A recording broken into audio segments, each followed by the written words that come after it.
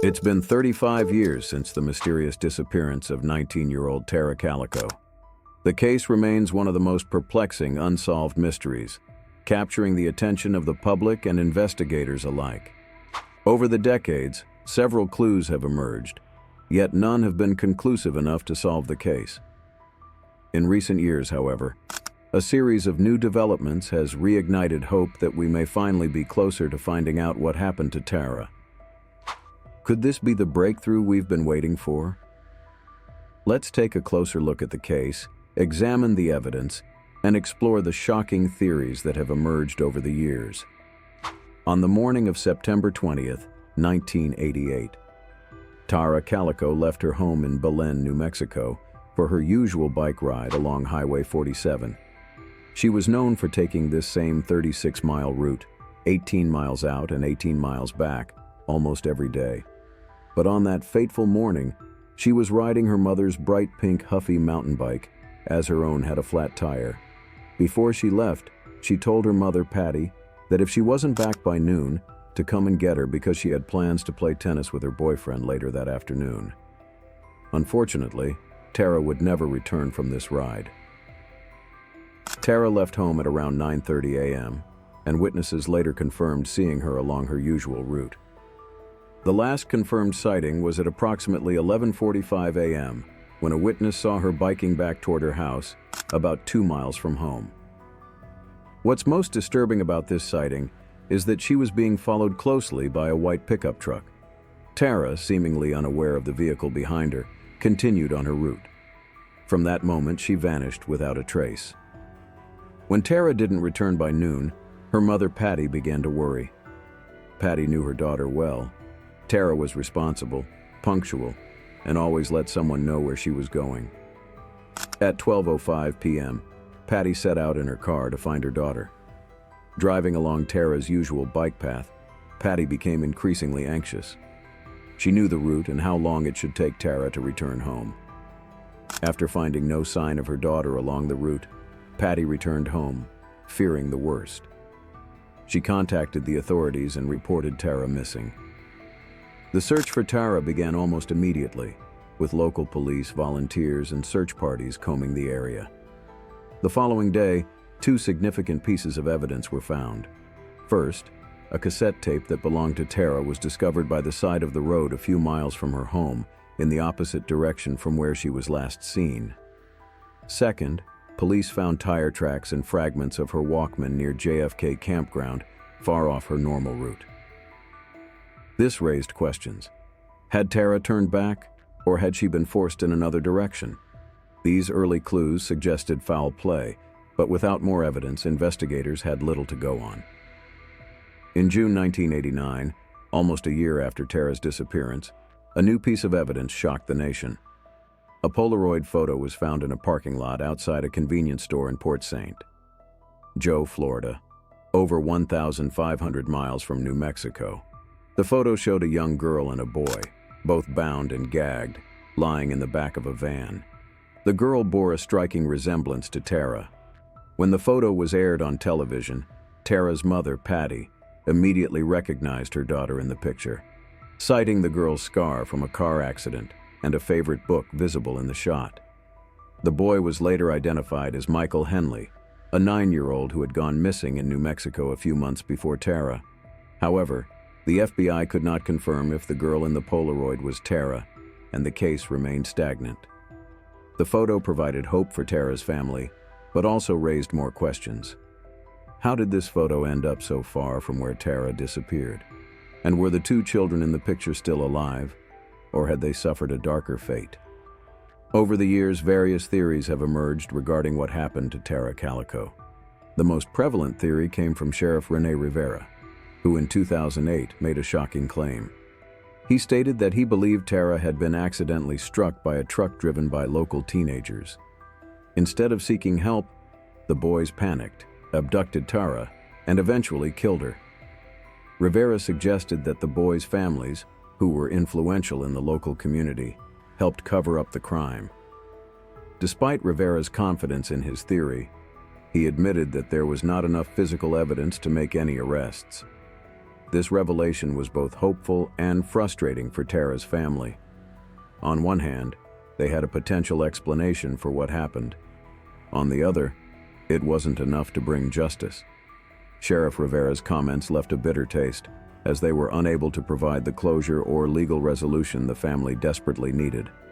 Tara's stepfather publicly criticized Rivera, stating that unless arrests were imminent, such statements only added to the family's suffering. In 2013, new details emerged in the form of a deathbed confession from a man known only as Mr. Brown. According to his testimony, Mr. Brown had been invited to a gathering at the home of Lawrence Romero Jr., the son of Valencia County Sheriff Lawrence Romero, who had been in charge of Tara's case at the time of her disappearance. Mr. Brown claimed that while at the party, he saw a blue tarp covering what appeared to be a shallow grave.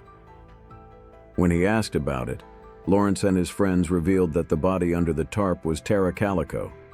According to Mr. Brown, Lawrence and his friends had been driving a pickup truck when they accidentally hit Tara. Fearing they would be arrested, they abducted her, assaulted her, and later murdered her to cover up the crime. While this confession provided chilling details that aligned with previous suspicions, the lack of physical evidence meant that no arrests were made. Lawrence Romero Jr. had taken his own life in 1991, adding another layer of complexity to the investigation.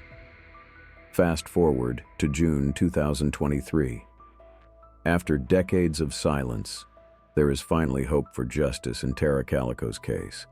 Law enforcement announced that they now have sufficient evidence to submit the investigation to the district attorney's office for potential charges. While the identities of the persons of interest remain sealed, this breakthrough could be the turning point in solving the case. For Tara's family, this is a bittersweet development.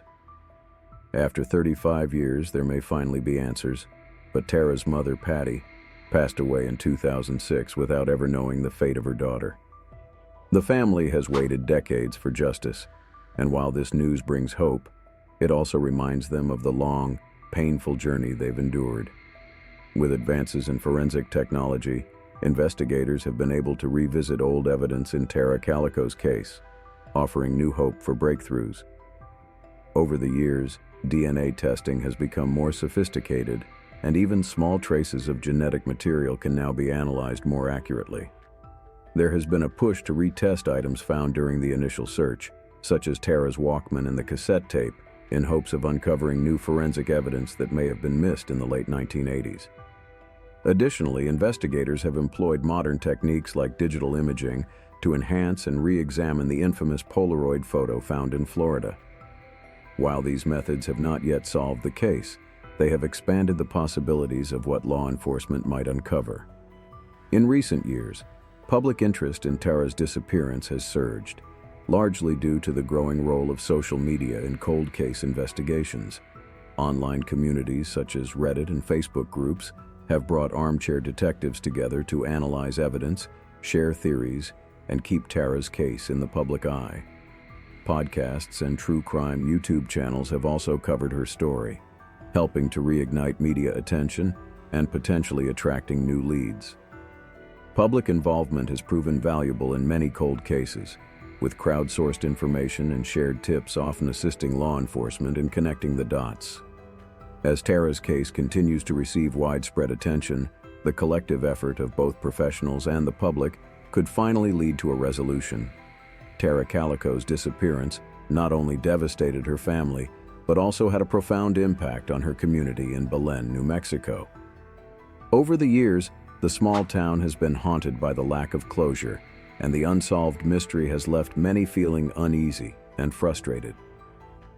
Numerous memorials and searches have been held in Tara's honor, as the community has continued to rally around her family, refusing to let her case fade from public memory. For many, Tara's story serves as a grim reminder of the vulnerability of young women and the importance of ensuring that justice is pursued relentlessly, even when it seems out of reach. Despite the passage of time, Tara Calico's case remains open, and the persistence of both law enforcement and amateur sleuths has kept her story alive. Online forums and social media groups continue to analyze every detail of the case, from the Polaroid to the various witness testimonies. In recent years, cold case teams have utilized advancements in forensic technology to re-examine old evidence, raising the possibility that new DNA analysis or previously overlooked details could finally provide the answers needed to solve the case. The renewed efforts, coupled with growing public interest, suggest that Tara's story may still have more to reveal, and her family may one day see the justice they've longed for. As we reflect on the disappearance of Tara Calico, it's clear that this case is far from ordinary. For 35 years, her family has searched for answers, and now, with new evidence coming to light, we may finally be on the verge of uncovering the truth. What do you think happened to Tara Calico? Could the Polaroid hold the key to solving the case? Share your thoughts in the comments below, and don't forget to subscribe to stay updated on this and other fascinating cases.